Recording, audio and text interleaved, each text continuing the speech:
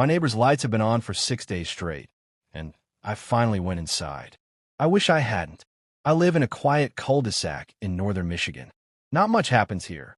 Mornings are foggy, evenings are still. Most of us know each other by name. I used to think that was a good thing. Until 6 days ago. It started last Sunday night. I was walking my dog around 11 p.m. when I noticed that every single light in my neighbor George's house was on. Kitchen, living room, basement, even the attic. It looked like a damn lighthouse. I chuckled at first, thinking he'd fallen asleep watching TV again. But the lights stayed on. Monday passed. Tuesday. Wednesday. By Thursday night, I realized I hadn't seen George all week. No car leaving his driveway. No trash cans dragged to the curb. Nothing. Just lights always on. I knocked on his door Friday morning. No answer. I called him. Straight to voicemail. I even asked around. Nobody else had seen him either. Most of the neighbors assumed he'd gone on vacation and left the lights on as a deterrent.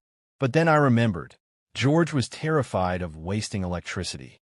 He once chewed me out for leaving my porch light on during the day. He never would have left all his lights on. Today is Saturday, the 7th day. I couldn't take it anymore. I had to know. I grabbed a flashlight, slipped on gloves because, I was freaked out, and let myself in through the back door. It was unlocked. Immediately, I noticed the smell, like rotting meat and burnt plastic. The house was wrong. Not messy, just off.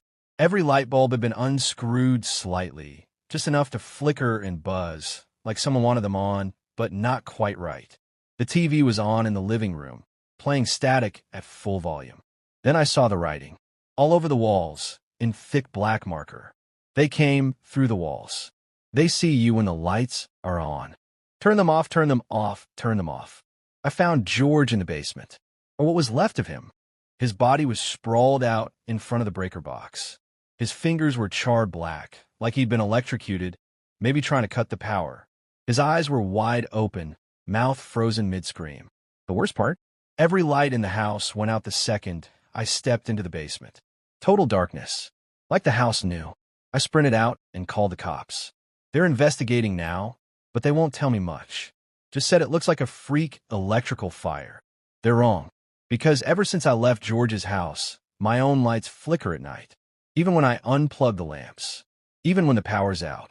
I think they followed me.